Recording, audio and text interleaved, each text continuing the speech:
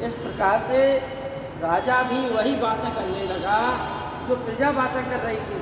तो राजा का मत और प्रजा का मत, यानी जो प्रजा का मत था, प्रजा की जो विचारधारा थी वही राजा की विचारधारा हो गई। इस प्रकार से जनता बड़ी प्रसन्न हो गई कि राजा हमारे जैसा है।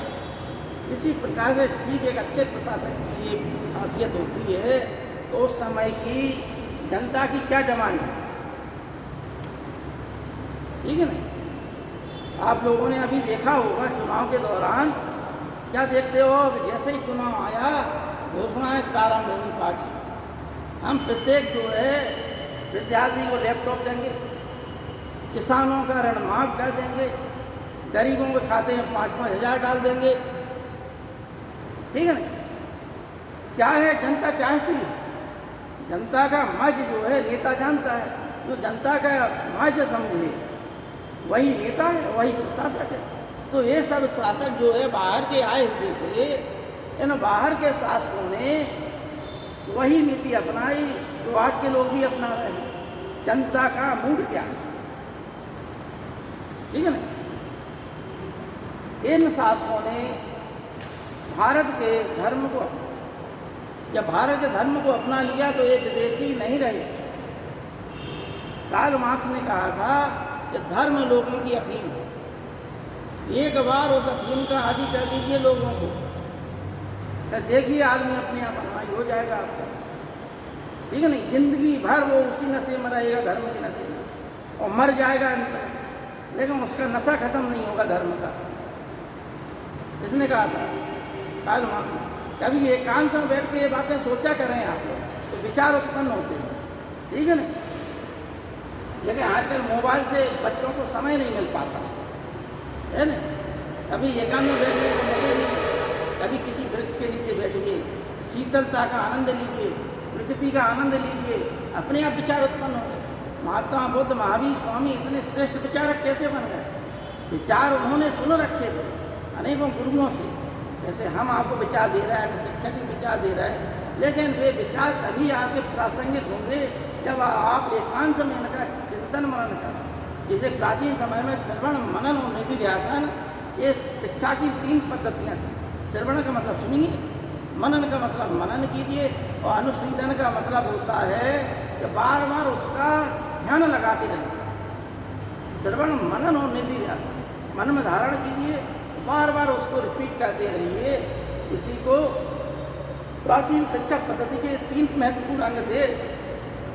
हम लोग जो है आधुनिक तो बन रहे हैं, लेकिन अच्छी चीज़ें भूल रहे हैं। आधुनिक का मतलब ये नहीं है कि हम अच्छे कपड़े पहन लें तो आधुनिक हो, ठीक है ना। आधुनिक का मतलब सीधा सीधा है कि आप विचारों से आधुनिक हैं या नहीं। इस प्रकार से कनिष्क आया और कुषाण वंश आया।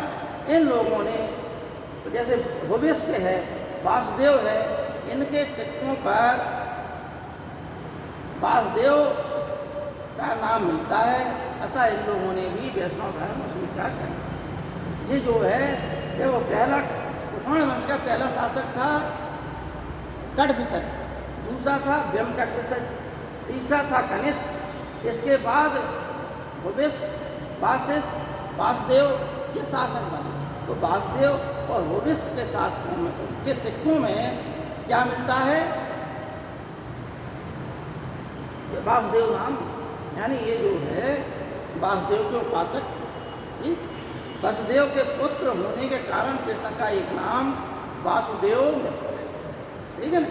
उस समय प्राचीन साहित्य में इनको वासुदेव ही कहा, ठीक है ना।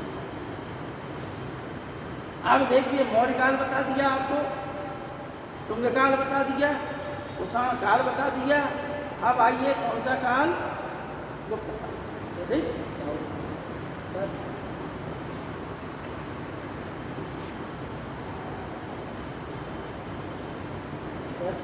देखो बच्चों, हाँ बता। तो सबसे पहले सोने के सिक्के तो यवन शासकों ने चलाए थे। क्या? सबसे पहले सोने के सिक्के यवन शासकों ने चलाए थे। हाँ। लेकिन कुषाणों ने सबसे ज़्यादा चलाए थे। कुषाणों ने सबसे शुद्ध सोने के सिक्के चलाए थे, सबसे ज़्यादा, ठीक है ना। सबसे ज़्यादा चलाए थे इन्होंने, गुप्तों ने, ठीक है। सबसे ज़्यादा शुद्ध सोने का सिक्का, यानी सोने की जिसमें मात्रा अधिक थी। सोने में मिलावट होती है ना, लेकिन उस समय रेशम मार्ग पर कब्जा था इनका, कुषाणों का, इसलिए सबसे ज़्यादा शुद्ध मात्रा में जिनमें सोने की मात्रा अधिक थी, प्रतिशतता, वो किसने सिक्के चलाए थे? कुषाण। ठीक है ना।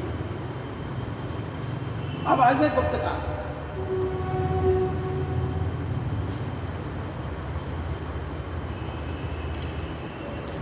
गुप्त शासक जो है, गुप्त वंश का प्राचीनता श्री गुप्त से मिलती है।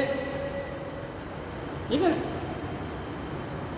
श्री गुप्त के बाद घटोत्कच, घटोत्कच के बाद आते हैं चंद्रगुप्त प्रथम, फिर चंद्रगुप्त प्रथम के पश्चात समुद्रगुप्त, समुद्रगुप्त के बाद चंद्रगुप्त द्वितीय, चंद्रगुप्त द्वितीय के पश्चात फिर कुमारगुप्त, कुमारगुप्त के बाद स्कंदगुप्त, इसके पश्चात फिर उत्तरवर्ती गुप्त आ जाता है। स्कंद गुप्त तक गुप्तों का साम्राज्य अखंडित था।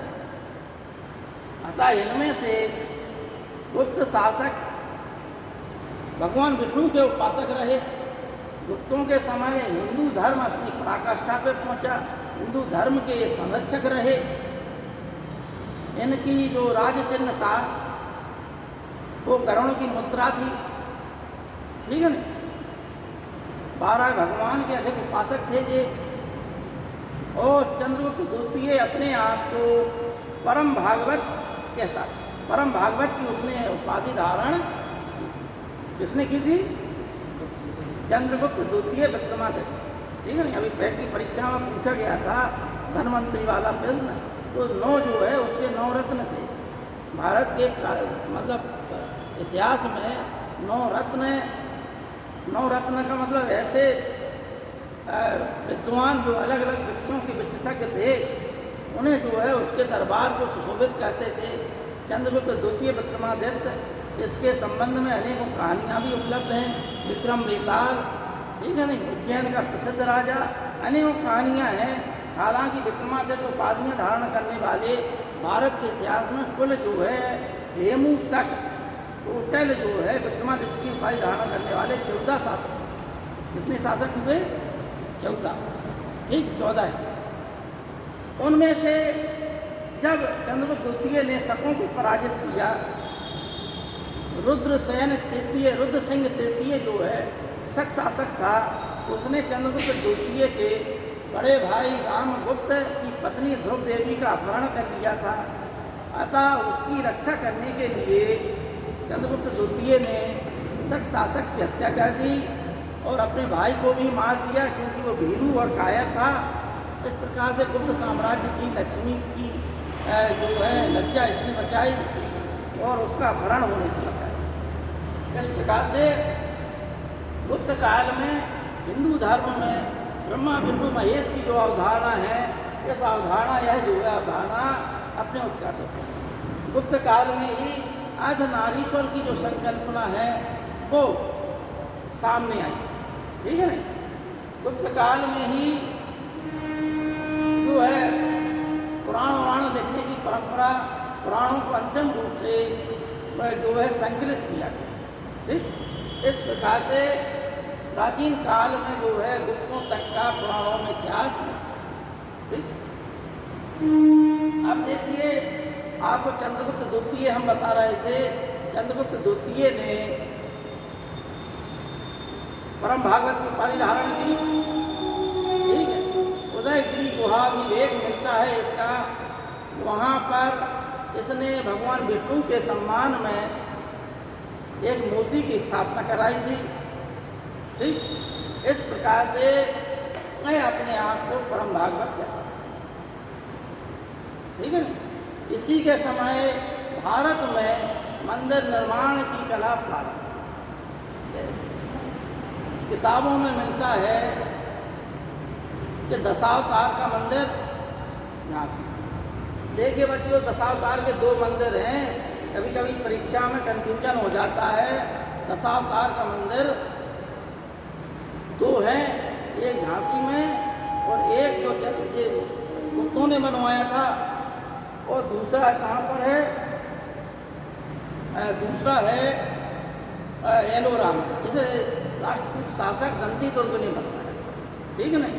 उसी समय जो है और भी अजंता में भी जो है अनेकों गुफाओं का निर्माण हुआ। हालांकि अजंता की ज़्यादातर गुफाएं हैं वो किस धर्म से संबंधित हैं? बौद्ध धर्म से। लेकिन फिर भी वहाँ हिंदू धर्म भी मिल जाता है, जैन धर्म भी मिल जाता है और वैष्णव धर्म। ये हिंदू, बौद्ध और जैन इन तीनों धर्मों के, लेकिन ज़्यादातर जो है वहाँ पर अजंता में 29 गुफाएँ मिली हैं, ठीक है नहीं। उन 29 गुफाओं में गुफा संख्या 2, 4, 1, 2, 3, 16, 17 और 19, 20 ऐसी 6 गुफाएँ हैं जो आज पूर्ण रूप से सुरक्षित हैं, ठीक। घोड़े के नाल की तरह इन पत्थरों को काटा गया और प्राचीन समय से ही इनको काट कर इन पर जो है चित्रकला का अंकन किया गया, कहानियों का अंकन किया गया। बौद्ध धर्म में भगवान महात्मा बुद्ध ने जो है बुद्धत्व बनने के लिए, यानी बुद्ध जब आए वो बुद्धत्व को प्राप्त हुए, उसके पहले उन्होंने 549 जन्म लिए थे। उन 549 की कहानी जातक कथाओं में लिखे थे, जिन मतलब कभी जानवर के रूप में भी उन्होंने जन्म लिया, कभी गरीब वर्ग के रूप में भी लिया, कभी राजा के रूप में लिया, कभी सैनिक के रूप में जन्म लिया, कभी व्यापारी के रूप में लिया। जातक कथाएं हर रेलवे जो स्टेशन नहीं होते हैं वहाँ पर मिल जाती हैं। आप लोग पढ़िए, अजंता की जो किताबें हैं, ठीक है नहीं, वो उसकी जो चित्रकारी है वो सब चीज़ें उस समय अपनी पराकाष्ठा पर पहुँची, ठीक। इसके पश्चात इनके पश्चात वर्धन वंश यानी हर्षवर्धन का वंश आया और हर्षवर्धन के पश्चात हर्षवर्धन के समय भी जो है वैष्णव धर्म का कुछ उल्लेख मिलता, ठीक। लेकिन कोई ज़्यादा वो नहीं थी, क्योंकि हर्षवर्धन स्वयं जो है इसके पूर्वज जो है सूर्य की पूजा करने वाले थे, शिव की पूजा करने वाले थे।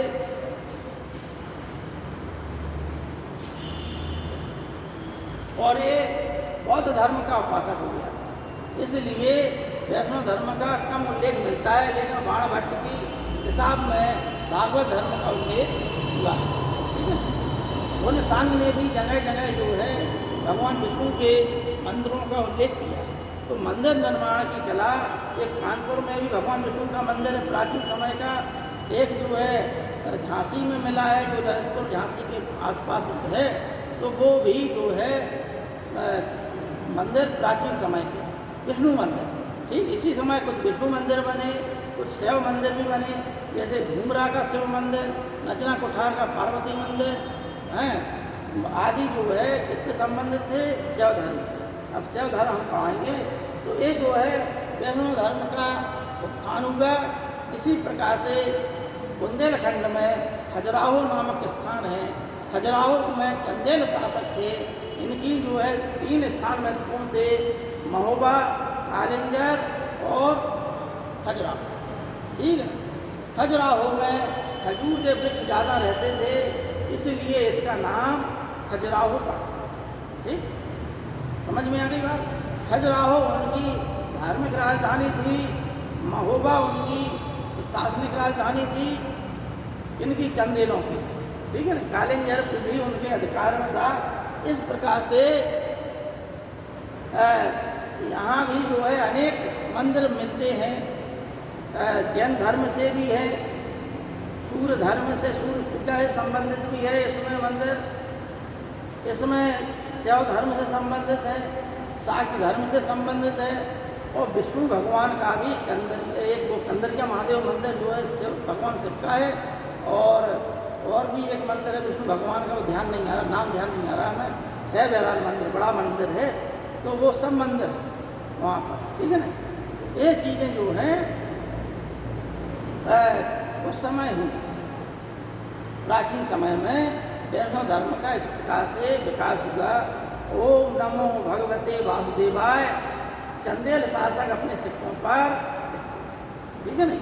हालांकि इस समय तक ये राजपूत काल था, और राजपूत काल में भारत में सिक्कों की कमी आ गई, ठीक है नहीं। क्योंकि विदेशों से व्यापार हमारा बंद हो गया था। हुआ क्या कि जब इस्लाम धर्म का उदय हुआ तो इस्लाम धर्म के नए जोश में इस्लाम के अनुयायियों ने व्यापारिक क्रियाओं पर एकदम ठप्प कर दिया। उनका सीधा सा फंडा था लूटो और राज करो, ठीक है ना। तो उनका जहाँ भी गए वो वहाँ उन्होंने आतंक फैलाया, लूटा खसूटा और अपना जो है राज्य स्थापित। अतः ऐसे समय में व्यापार वाणिज्य का विकास कब होता है? जब शांति का राज्य, शांति के राज्य में ही व्यापार वाणिज्य का विस्तार। इस प्रकार से अब आइए आप लोग शैव धर्म।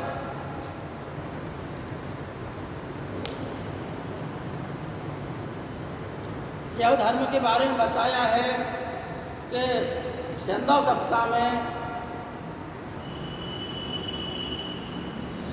पशुपति मोहनजोदड़ो से एक जो है मोहर मिली है, उस पर पशुपति शिव का अंकन है। जैसे जॉन महासन ने पशुपति शिव की संज्ञा दी, ठीक है ना। किसने दी थी? जॉन महासन, ठीक। इसी प्रकार से अनेकों शिवलिंग मिले हैं जिनसे ये जो है प्रमाणित होता है कि सिंधु घाटी सप्ताह के लोग शैव धर्म के उपासक थे, ठीक। ऋग्वेद में वैदिक काल में हम देखते हैं कि एक देवता था जिसको रुद्र के नाम से जाना जाता था। ये जो है भारत में जो असुर थे हैं और या दास थे, दस्यु थे, उनके देवता थे। इसलिए इनके संबंध में ज़्यादा जो है स्तुतिगान नहीं किया गया है। इन्हीं का समीकरण पूषण से कह दिया गया है कि जो पशुओं के देवता थे, ठीक है ना। और रुद्र और पशु एक ही हो गए, एक क्रोधी थे, ये देवता क्रोधी थे। अतः अंत में इनका समीकरण बाद में शिव के साथ कह दिया गया। रुद्र, पूषण और शिव, महादेव, ईशान, सर्व, भूतपति, पशुपति आदि जो है भगवान शिव के अनेकों नाम मिलते हैं, ठीक है ना। भगवान शिव से संबंधित 2-3 मत हैं। क्या है? पाशुपत मत,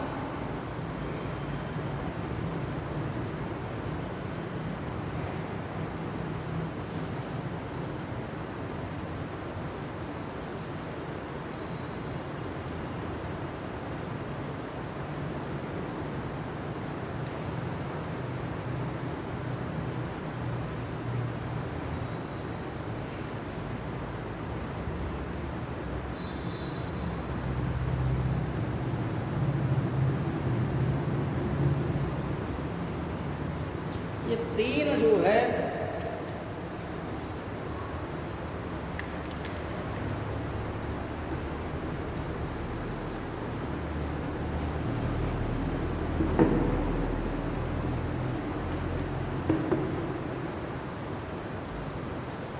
पाशुपत, लिंगायत, अकापालिक और वीरशैव, ये जो है 3 शिव के संप्रदाय। शिव की पूजा क्या है? शिव को जो है सृष्टि का कर्ता माना, ठीक है ना। अब वैसी पौराणिक कहानियाँ मालूम है, उस पौराणिक कहानी में जाना आप जरूरी नहीं है। ऐतिहासिक दृष्टि से देखिए कि इनमें से शैव धर्म में से सबसे प्राचीन धर्म कौन सा है? पाशुपत संप्रदाय, ठीक। यानी भगवान शिव के उपासक शैव कहलाते हैं। और शैव धर्म के 3 संप्रदाय हैं, पाशुपत, लिंगायत, अकापालिक और वीरशैव। पाशुपत संप्रदाय का जो है संस्थापक लकुलिश को माना जाता है। इसको माना जाता है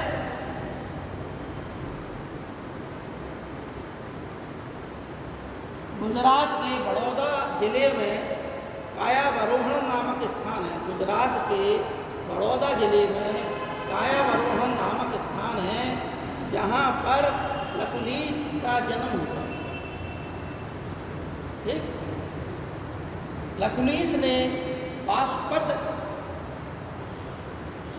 संप्रदाय चलाया।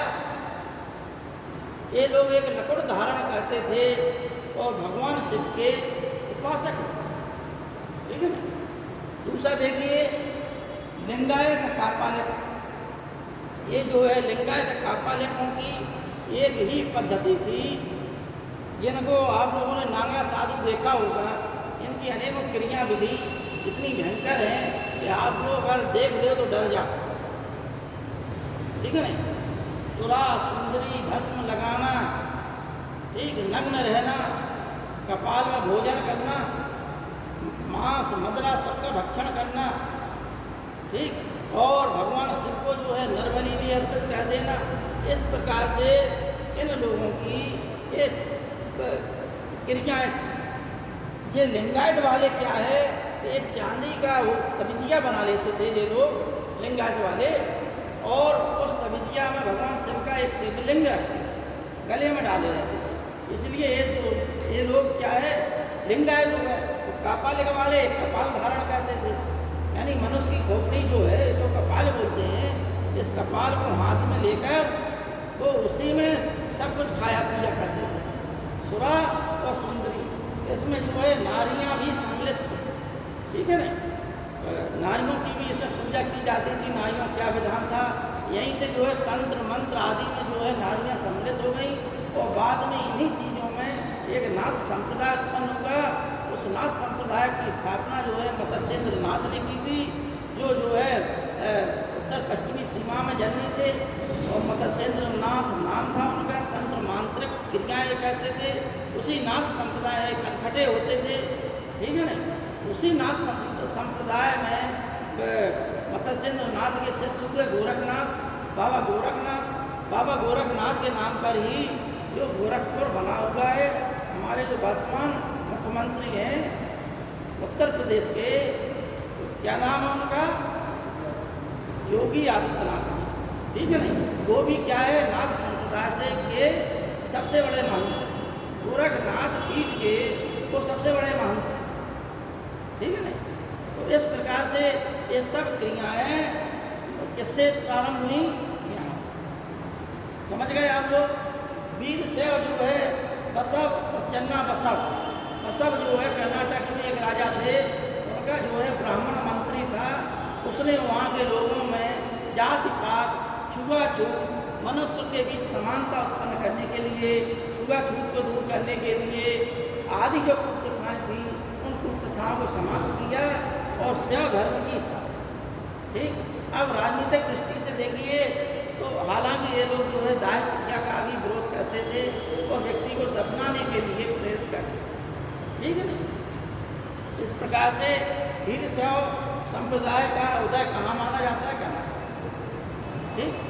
अब देखिए राजनीतिक ऐतिहासिक दृष्टि से तो हमने बताया कि मोहनजोदड़ो में था ही, वैदिक काल में आपको बताया।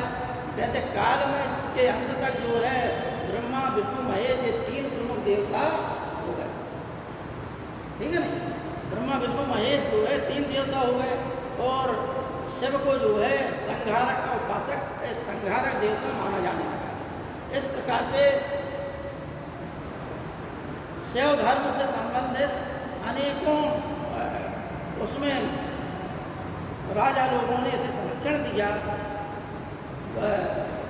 उस समय जब सिकंदर के समय जो है यूनानी लेखक आए, उन्होंने भी और मेगस्थनीज ने भी ये लिखा है कि भारत के लोग इसके उपासक हैं।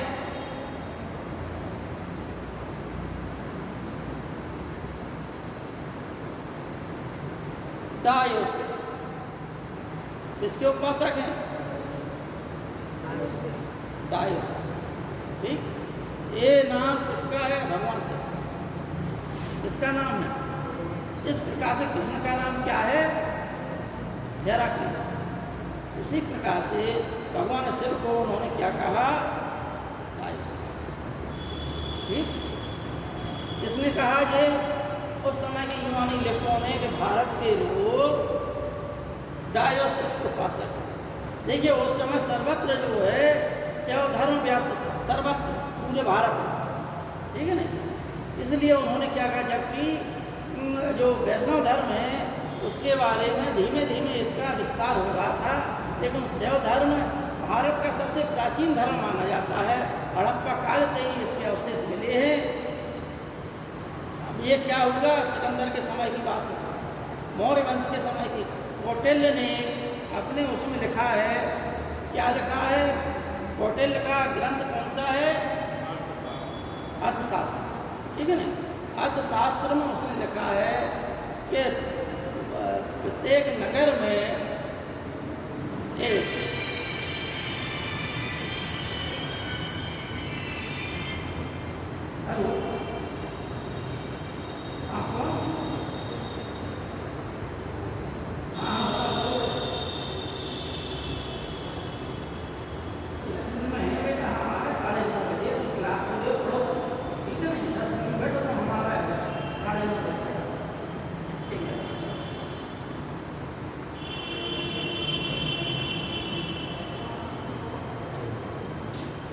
एक शिव सदन की वो उल्लेख करता है कि नगर के बीचों बीच एक शिव सदन होना चाहिए। पाटलिपुत्र में भी एक शिव सदन था, ठीक है ना। और वहाँ पे भी यूनानी लेखकों ने कहा कि भारत के लोग प्रत्येक घर घर में शिवलिंग की पूजा किया करते थे। इस प्रकार से कुषाण काल आया भारत में, तो कुषाण काल में वेंकटप्रसिद्ध भी भगवान शिव का उपासक था। उसके सिक्कों पर भगवान शिव का जो नाम है महेश्वर, त्रिशूल और नंदी की मूर्ति मिलती है। इस प्रकार से कुषाण शासक भी शैव धर्म के उपासक, ठीक है ना। भविष्य के कुछ सिक्कों में भी शैव धर्म के अवशेष दिखाई देते हैं, साक्ष्य दिखाई देते हैं। गणेश के कुषाण वंश के पश्चात भारत में गुप्त काल आया।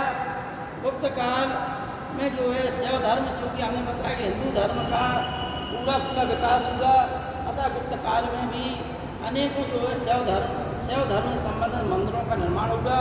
बड़े बड़े मंदिर बने।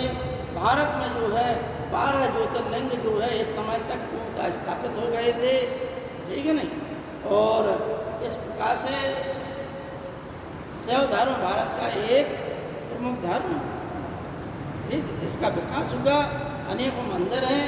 ये मंदिर आपको मालूम ही है सब, तो भारत में 12 ज्योतिर्लिंग हैं और उसमें से सोमनाथ मंदिर की कहानी सबको मालूम है कि किस प्रकार से महमूद गजनवी ने सोमनाथ मंदिर में अतुल धन संपत्ति एकत्रित होने के कारण संपत्ति लूटने के लिए उस मंदिर की मूर्ति को भी नष्ट कर दिया, ठीक है ना।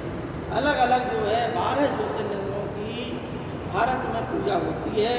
आज भी वर्तमान में 12 ज्योतिर्लिंग स्थापित है, ठीक।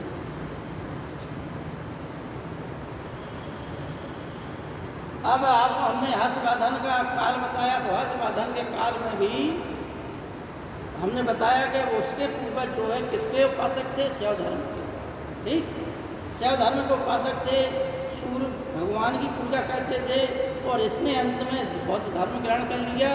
तो इलाहाबाद में जब इसने महामोक्ष परिषद स्थापित की, हर 5वें वर्ष यह जो है इलाहाबाद में एक महामोक्ष परिषद का आयोजन करता था। वहाँ पर अपना सर्वस्व दान कर देता था हर्षवर्धन। उत्तर भारत का अंतिम महान सम्राट जिसे कहा जाता है वो कौन था? हर्षवर्धन। वहाँ पर इसने जो है हुएनसांग ने भी लिखा है। हुएनसांग ने अपनी किताब CQ की में लिखा है कि हर्षवर्धन जो है सर्वप्रथम भगवान शिव की पूजा करता है, सूर्य की पूजा करता है और इसके पश्चात भगवान बुद्ध की पूजा, ठीक। और उसके पास जो भी धन संपत्ति होती है, यहाँ तक कि वो अपने जो वस्त्र पहने हुए रहता है वो वस्त्र भी वो है दान कर देता है, गरीबों को वितरित कर देता है। फिर अपनी बहन से जो है वस्त्र मांगता है। उन वस्त्रों को पहनने के पश्चात वह फिर अपनी राजधानी जाता है, ठीक है नहीं। वहाँ शास्त्रार्थ होता है, विचार विमर्श होता है, ये सब चीज़ें वो हर्षवर्धन करता है। इसके पश्चात राजपूत काल में भारत में जो है अनेकों ऐसे हुए, जैसे कि कैलाशनाथ मंदिर, एलोरा का कैलाशनाथ मंदिर, एलिफेंटाई गुफाएँ, ठीक। कहाँ पर हैं एलिफेंटाई गुफाएँ? महाराष्ट्र में। ठीक, इस प्रकार से एलोरा का जो कैलाश मंदिर है, उस मंदिर की भी निर्माण किसने कराया?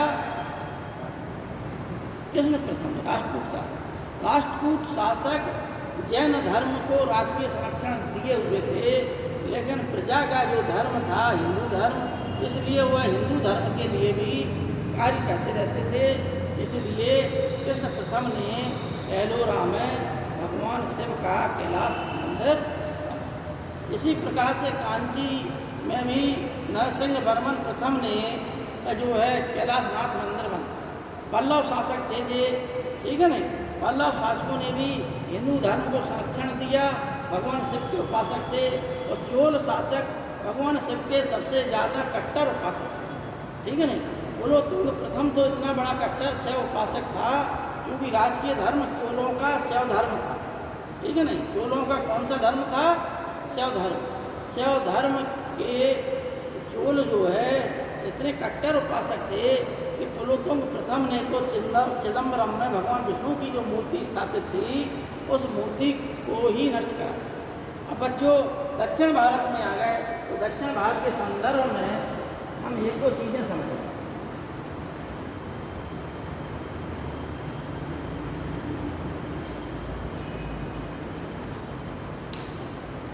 आपको हमने जैसे बताया है कि उत्तर में आर्य लोग आए, अतः आर्यों ने अनार्यों को भगाया तो दक्षिण तक आ गए। अतः अनार्य जो है भारत में सर्वत्र थे, आर्यों ने अपनी धर्म और संस्कृति का प्रचार प्रसार किया। इस प्रकार से आर्य और अनार्यों की जो संस्कृति के सम्मिश्रण से, क्योंकि अनार्यों के प्राचीन देवता कौन थे? शिव। इसलिए शिव जो है आर्यों के भी अंत में दोनों संस्कृतियाँ मिल गई और एक हो गई। इसलिए आर्य और अनार्य जो है क्या हो गए? एक हो गए। एक होने के पश्चात उन लोगों ने भगवान शिव की पूजा की, भगवान शिव की उपासना की। इस प्रकार से दक्षिण भारत में आर्यों का प्रसार प्रसार, संस्कृति का प्रचार प्रसार अगस्त ऋषि ने, किसने किया? अगस्त ऋषि, ठीक है ना। जो आर्यों की धार्मिक स्थिति है, आर्यों की संस्कृति है, उस संस्कृति का दक्षिण भारत में प्रसार करने वाले कौन थे? अगस्त ऋषि, ठीक है ना। कौन थे? अगस्त ऋषि। अगस्त ऋषि के समय में ही बाद में जो है 3 संगम हुए, संगम काल हुआ, पहला संगम काल, यानी तमिल कवियों के जो है उस समय प्राचीन संस्कृति ग्रंथों का संग्रह हुआ।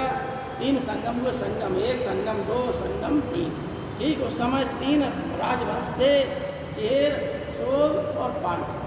चेर, चोल, पांड्य प्राचीन थे। प्रथम ईसा पूर्व के प्रथम शताब्दी ईसा पूर्व और ईसवी प्रथम शताब्दी तक का इन लोगों का संगम काल रहा। इस प्रकार से दक्षिण भारत में स्थिति आई।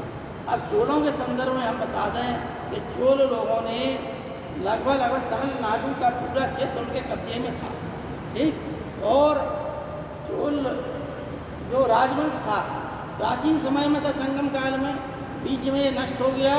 तो फिर पुनः जो है 950 ईस्वी के आसपास यह फिर जो है उठ खड़ा हुआ। इसमें अनेक जो है महत्वपूर्ण राजा हुए, जिनमें से परांतक प्रथम, राजराज प्रथम, ठीक है ना। इसके बाद राजराज के पश्चात जो है और भी राजा हुए, आदित्य प्रथम और राजाधिराज प्रथम, कुलोत्तुंग प्रथम, कुलोत्तुंग द्वितीय। ये कुछ महत्वपूर्ण राजा हुए, जिन राजाओं ने शैव धर्म को प्रश्रय दिया। यानी चोलों का राजकीय धर्म क्या था? शैव धर्म। जो नटराज शिव की जो मूर्ति होती है, नटराज शिव की, वो वास्तव में नृत्य यानी डांसिंग शिवा बोलते हैं इसे, ठीक है। उन्हें हम लोग हिंदी में बोलते हैं क्या? नटराज, ठीक। मानो नृत्य कहते हुए भगवान शिव की जो मूर्ति है, ठीक है नहीं, हर जगह होती है, हर कार्यक्रम में, हर स्कूलों में होती है। नृत्य मुद्रा में खड़े रहते हैं भगवान शिव, ठीक है नहीं। उसे डांसिंग शिवा बोलते हैं। वो जटा शिव की प्रतिमा का प्रचार प्रसार चोलों ने, बृहदीश्वर मंदिर, राजराज मंदिर का निर्माण चोलों के समय, चोल राजाओं ने, या ठीक है ना, राजराज मंदिर राजराज प्रथम ने कराया और उसके पश्चात उसके पुत्र ने जो है बृहदीश्वर मंदिर का निर्माण कराया। इस प्रकार से चोलों के समय में शैव धर्म का अत्यधिक विकास हुआ। ठीक, पल्लव काल में भी शैव धर्म को संरक्षण मिला, लेकिन पल्लव शासक ज़्यादातर वैष्णव धर्मानुयायी थे। ठीक, यानी वैष्णव धर्म को ज़्यादातर मानने वाले थे, इसलिए उन्होंने उनके समय पे 2-3 प्रकार के मंदिर मिलते हैं। पल्लव जो है इनसे पहले का काल था 550 से लेके 850 तक का काल इनका पल्लवों का काल माना जाता है, जिसमें नरसिंह वर्मन प्रथम, नरसिंह वर्मन द्वितीय, महेंद्र वर्मन प्रथम, महेंद्र वर्मन द्वितीय, परमेश्वर वर्मन प्रथम ये महत्वपूर्ण शासक हुए पल्लव काल में। इनके सप्तपैगोडा मंदिर हैं, ये महत्वपूर्ण हैं। कुछ गुहा मंदिर भी बनवाए इन लोगों ने और शोर मंदिर भी बनवाए। ठीक, शोर मंदिर मतलब वे हैं जो समुद्र के किनारे पत्थर पर खड़े किए गए। सप्तपैगोडा मंदिर ये हैं, वे हैं जो रथों के आकार के बनाए गए, यानी नीचे जो है पत्थर को काट कर, एक ही पत्थर को काटा गया, उस पर इस प्रकार से डिजाइन की गई जो पूरा रथ लगे। ठीक है नहीं, उसमें 5 पांडवों के मूर्ति बैठा दी गई उसमें, और गणेश और कार्तिकेय की मूर्ति। इस प्रकार से उन 5 पांडव गणेश और कार्तिकेय को जोड़ते हुए 7 मंदिर हैं, 7 रथ हैं, जो इन्हें जो है सप्तपैगोडा मंदिर कहा जाता है। इस प्रकार से पल्लव काल हो गया, चोल काल हो गया, राष्ट्रकूट क्योंकि जैन धर्म के उपासक थे, लेकिन उन्होंने जो है दंती दुर्ग था, उसने दशावतार मंदिर बनवाया, कृष्ण प्रथम था जिसने कैलाशनाथ मंदिर बनवाया। इस प्रकार से दक्षिण भारत में धर्म की व्याख्या स्थापना हो रही थी, मंदिरों का प्रचार प्रसार हो रहा था, जनता जो है हिंदू धर्म की अनुयायी थी, जनता 2 भागों में बटी हुई थी, शैव और वैष्णव। ठीक है नहीं, अतः शैव और वैष्णव के आधार पर यहाँ जो शिव के जो है भक्त हुए, उन्हें जो है नायनार कहा गया। शिव के भक्तों को नायनार, यानी जो स्पेशल भक्त थे, इनकी संख्या 63 थी, और हलवार जो है वैष्णव संत थे, इनकी संख्या 12 थी। कभी कभी इनके जो है कुछ महत्वपूर्ण नाम हैं, वो नाम पूछ लिए जाते हैं। अलवार कौन थे? वैष्णव संत। और नयनार कौन थे? शैव संत। शैव संतों की संख्या कितनी बताई गई? 63। और अलवार संतों की कितनी बताई गई? 12। अलवार संतों में एक महिला संत भी थी, जिसे दक्षिण भारत की मीराबाई कहा जाता है, जिनका नाम था आंडाल। क्या नाम था?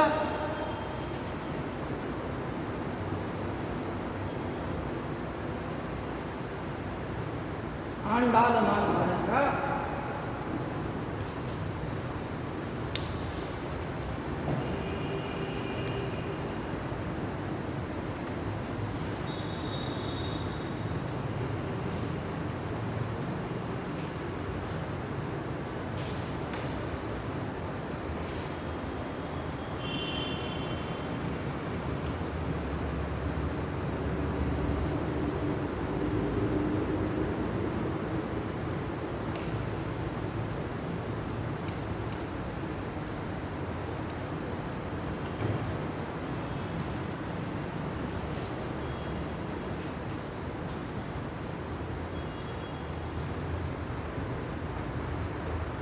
देखो बच्चों, यहाँ से भारत में भक्ति काल उत्पन्न हुआ, ठीक है ना। भक्ति के बारे में यहाँ पर जो दक्षिण भारत में भक्ति की लहर चल रही थी, इन्हें राजकीय संरक्षण भी प्राप्त था। इनके जो है गीतों का संग्रह, स्तुतियों का संग्रह, भजन गाते थे, गीत गाते थे, इनके भजनों का, गीतों का संग्रह किया गया। इनकी कुछ किताबें बनाई गई। इस प्रकार से नैनार और अलवार ये दो शाखाएं चल रही। यहाँ पर क्या हुआ, यहाँ से जो है भक्ति की लहर दक्षिण भारत में बहुत जोर से चल रही, ठीक माहौल बन गया भक्ति का। इसलिए कहा गया है कि भक्ति द्रवण रूप जी लाए रामानंद और प्रकट किया कबीर ने 7 दीप नौका। ठीक, यानी भक्ति जो है द्रवण देश यानी दक्षिण भारत में उत्पन्न हुई, और इसको दक्षिण से कौन लाया? रामानंद। ठीक, रामानंद जी जो है दक्षिण से इसको कहाँ लाए? उत्तर भारत लाए रामानंद, और प्रकट किया कबीर ने, कबीरदास जी ने इसको पूर्ण रूप से प्रकाशित कर दिया भक्ति को। इस प्रकार से वैष्णव और शैव धर्म अलग अलग प्रकार से अपने अपने संतों की और राजाओं की संरक्षण में पनप रहा था। इनमें से नाथ मुनि फिर संप्रदाय हो गए। इन्हीं में से आदि गुरु शंकराचार्य भगवान शिव के उपासक थे, लेकिन उन्होंने हिंदू धर्म को, बौद्ध धर्म का जब प्रहार हो रहा था हिंदू धर्म पर, तो आदि गुरु शंकराचार्य जी ने केरल कलादी नामक स्थान पर 780 ईस्वी में इनका आदि गुरु शंकराचार्य जी का जन्म हुआ था। यह जो है नंबूदरी ब्राह्मण थे। नंबूदरी ब्राह्मण में जो है कि आप आदि गुरु शंकराचार्य, बाल गंगाधर तिलक, लता मंगेशकर जो पेशवा हैं, वो सब जो है नंबूदरी ब्राह्मण हैं। दक्षिण भारत में ज़्यादातर जो ब्राह्मण हैं वो नंबूदरी ब्राह्मण हैं। इस प्रकार से दक्षिण भारत में जो भक्ति की लहर चली और बौद्ध धर्म का जो प्रहार हुआ हिंदू धर्म पे, उत्तर भारत में नष्ट होने की कगार पे आ गया था। आदि गुरु शंकराचार्य जी ने 4 मठों की स्थापना की। इसके पश्चात बौद्ध हिंदू धर्म जो है अलग अलग संप्रदायों में बट गया। आदि गुरु शंकराचार्य जी का जो सिद्धांत था वो सिद्धांत था अद्वैतवाद।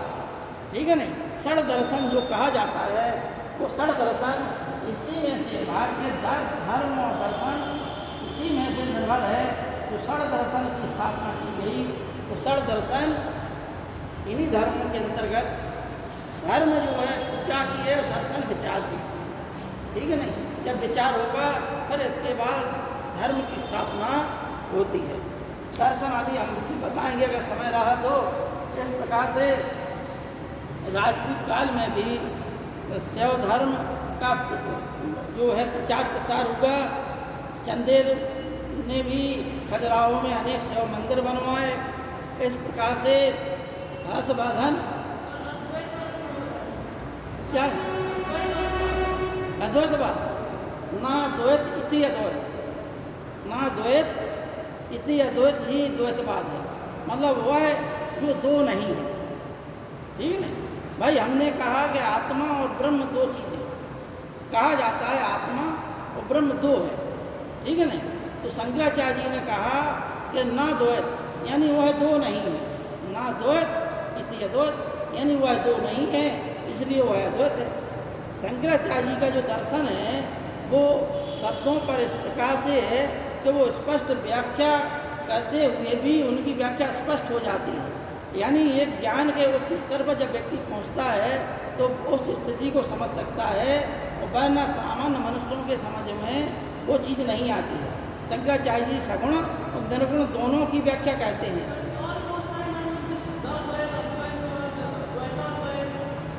तो ये ब्रह्म और आत्मा 2-3 चीज़ें हैं। द्वैत ब्रह्म मतलब ईश्वर, जीव और अजीव, इन 3 चीज़ों की व्याख्या अलग अलग संतों ने अलग अलग प्रकार से की है। इसलिए उनने जो व्याख्या की है उसी आधार पर, जैसे मध्वाचार्य ने कहा कि 2 हैं, मतलब जीव अलग है, ब्रह्म अलग है। ठीक है नहीं, इस प्रकार से वो जो है 2 हैं। ठीक, क्या है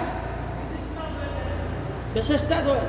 विशिष्टाद्वैत का मतलब ये है कि जीव अजीव अलग तो हैं, लेकिन जो जीव और जगत है वो जो है विशिष्ट रूप से ईश्वर के अंदर ही समाहित है। इसकी जो है रामानुजाचार्य ने व्याख्या की थी विशिष्टाद्वैत की, इसलिए इसे विशिष्टाद्वैत कहा जाता है। यानी जीव और जगत जो है विशिष्ट रूप से समाहित हैं, वह जो है विशिष्टाद्वैत यानी विशिष्ट रूप से दो है। एक जीव जगत अलग है और ईश्वर अलग है। अब जैसे मान लो कहा गया है कि ईश्वर अंश जीव अविनाशी, ईश्वर का अंश जो है जीव है, लेकिन शंकराचार्य जी कहते हैं कि ईश्वर का अंश नहीं है वो। आत्मा जो है, जिसे हम आत्मा कहते हैं, जिसे हम जीव कहते हैं, वो सब जिनकी व्याख्याएं अलग अलग हैं।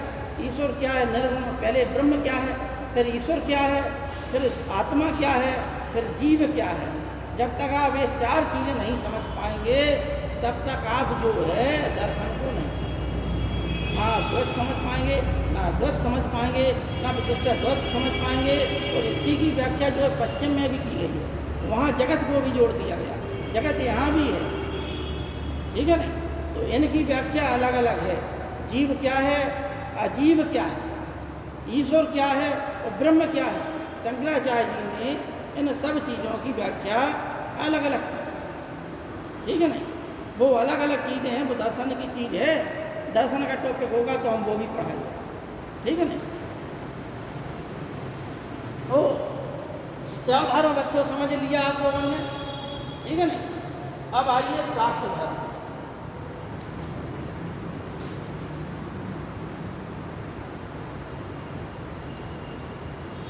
ऋग्वेद में देवी सूक्त नामक एक जो है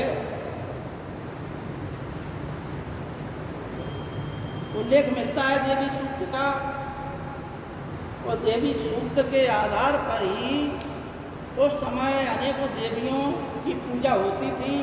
अरण्यानी, उषा, अदिति आदि देवियाँ थीं, उनकी पूजा जो है कहाँ होती थी,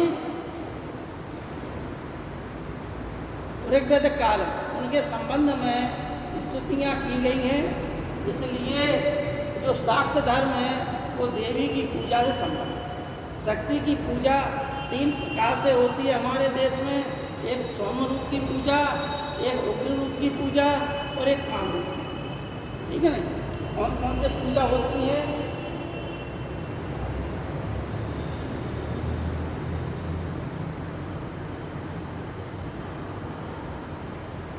सौम्य रूप, उग्र रूप और काम रूप, तीन रूप से होते हैं, ठीक है।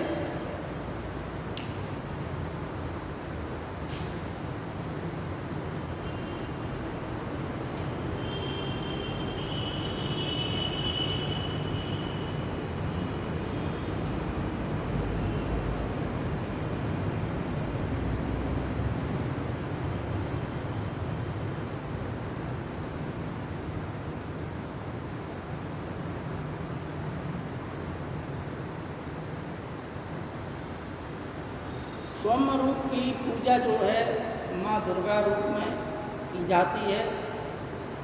वैष्णो देवी का मंदिर, शारदा माँ का मंदिर मैहर में, ये सब देवी के सौम्य रूप के प्रतीक हैं, ठीक है ना।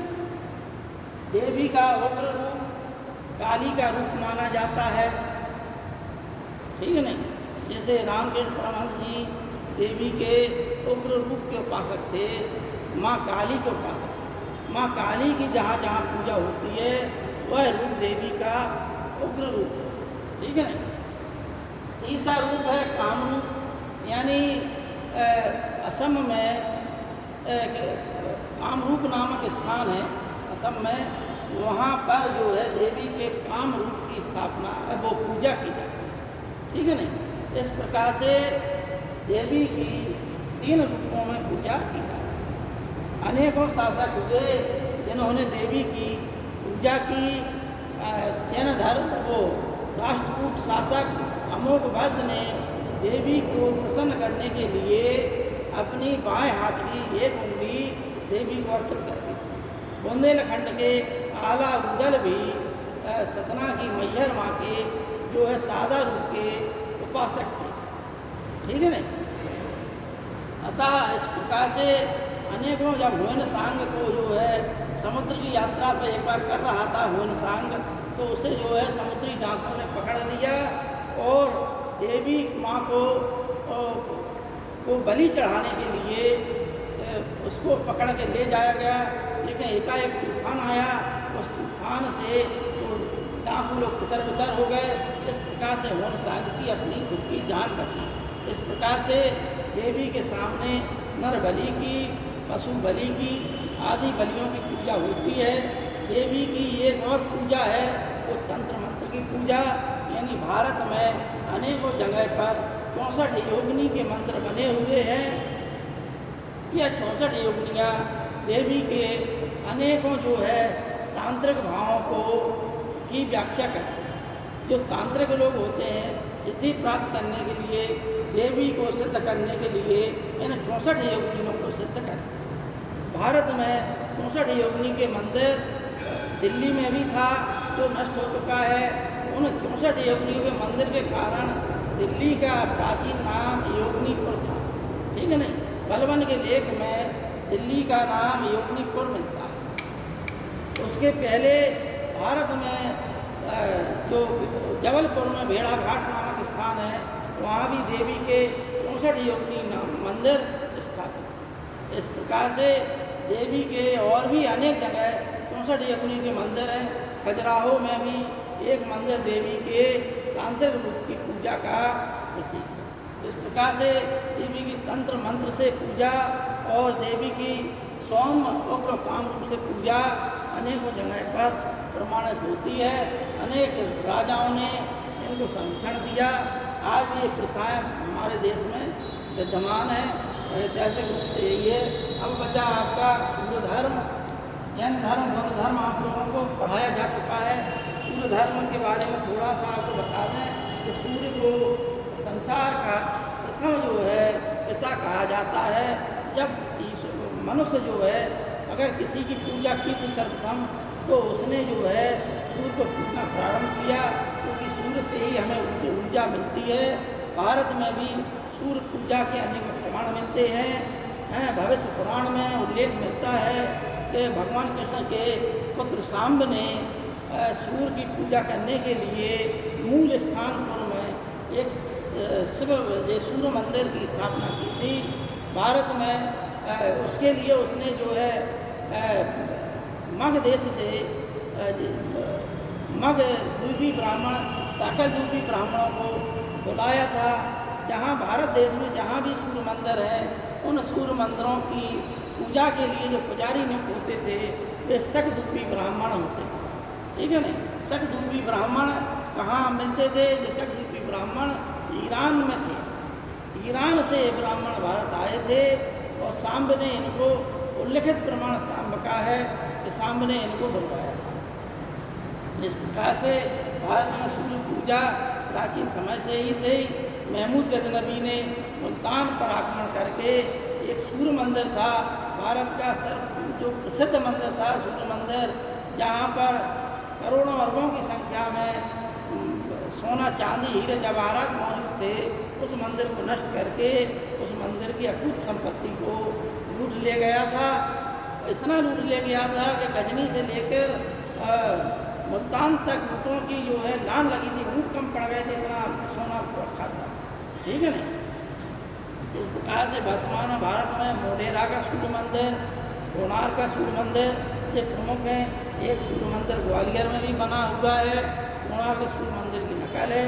इस प्रकार से भारत में सूर्य मंदिर की पूजा, सूर्य मंदिर की स्थापना के प्रमाण मिलते हैं। सूर्य की पूजा जब व्यक्ति कोई त्वचा रोग से संबंधित हो जाता है तो सूर्य की पूजा करता है, ठीक है नहीं। एक जो है हर्षवर्धन के काल में हर्षवर्धन का परिवार भी स्वयं सूर्य पूजा का उपासक था। पारसियों में भी सूर्य पूजा की उपासना मिलती है। सूर्य पूजा का ही रूप एक अग्नि पूजा है। पारसी धर्म में अग्नि पूजा का प्रमुख स्थान था। सम्राट जो बादशाह अकबर भी सूर्य पूजा का, अग्नि पूजा का उपासक हो गया था और अपने महल किले में 24 घंटे अग्नि प्रज्वलित करने का लिए वो है जो है आयोजन किया करता था। 24 घंटे अग्नि जलती थी। अग्नि से जो है अनेकों व्याधियाँ, अनेकों जो बाधाएं होती हैं भूत प्रेत संबंधी, वो नष्ट हो जाती हैं। हिंदू परंपरा में भी अग्नि की पूजा के लिए साल में एक बार अग्नि जलती थी सामूहिक रूप से। होलिका दहन के समय वह अग्नि जो है सब लोग अपने अपने घर ले जाते थे। उसी अग्नि से जो है वह आग कभी भी किसी घर में ख़त्म नहीं होती थी, क्योंकि उसी आग से अगले दिन की सुबह की जो है आग पुनः जला ली जाती थी। इस प्रकार से प्रत्येक घर में आग कभी भी ठंडी नहीं होती थी और पुनः जो है नई आग जो है होलिका दहन के समय जब आग जलती थी सामूहिक रूप से, तो उस आग को लेकर पुनः सबके घर में नई आग जाती थी। इस प्रकार से आज जो है गैस सिलेंडर उपलब्ध होने के कारण अग्नि के महत्व जो था प्राचीन समय में वो है नष्ट, ठीक है नहीं। इस प्रकार से सूर्य पूजा के बारे में हम कह रहे थे कि हर्षवर्धन के समय एक मयूर शतक का लेखक था, मयूर ने को जो है त्वचा संबंधी उसने क्या किया कि अपनी पुत्री के सौंदर्य वर्णन के संबंध में एक ग्रंथ लिख दिया, अपनी पुत्री की सुंदरता के संबंध में। अतः उसे जो है कि त्वचा संबंधी रोग हो गया। तब उसे किसी ब्राह्मण ने बताया कि तुम जो है सूर्य की पूजा करो, जिससे तुम्हारा त्वचा रोग जो है समाप्त हो जाए। तुम भगवान सूर्य की स्तुति गान करो।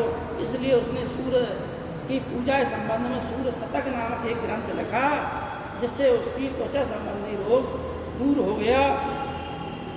आज भी भारत में जहाँ भी सूर्य मंदिर है वहाँ पर किसी को त्वचा संबंधी रोग होता है तो सूर्य की पूजा के लिए उसे प्रेरित किया जाता है कि आप सूर्य की पूजा करें, इससे त्वचा संबंधी रोग आपका ठीक हो जाए। अब ये चीज़ें जो है जैन धर्म, बौद्ध धर्म आदि संबंध में फिर बताएंगे। सूर्य पूजा का एक उल्लेख जो है होबस के सिक्कों में अभी मिलता है, जिसमें सूर्य शब्द का उल्लेख है।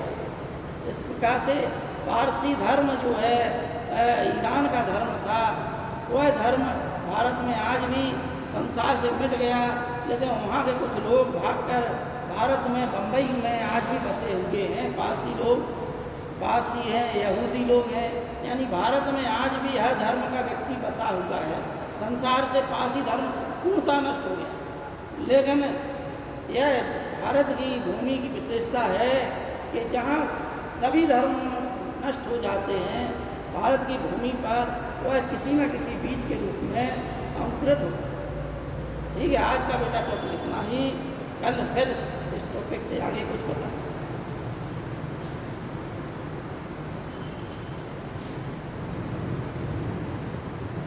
दर्शन बेटा बड़ी चीज़ है, तुम्हें बता। दर्शन जो है खड़े होके बता।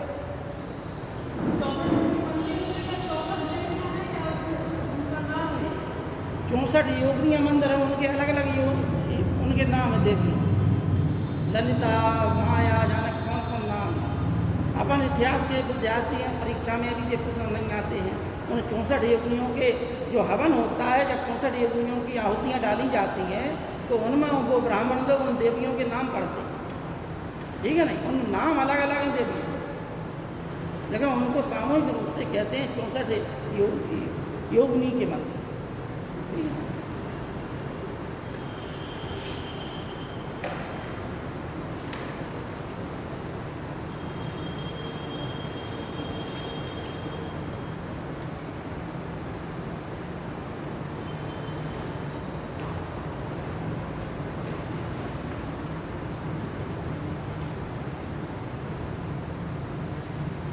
बताइए, बीच में बंद हो गया जी।